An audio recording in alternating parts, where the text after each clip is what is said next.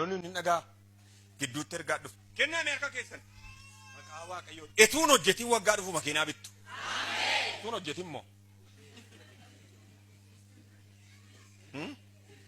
Maaf akka taatu garuu. Maaliif akka taatu garuu maa inni? Wayyo. Dhuguma maaliif akkas taanaa garuu? Isa dhugaa Waaqayyo maaliif akkas taan?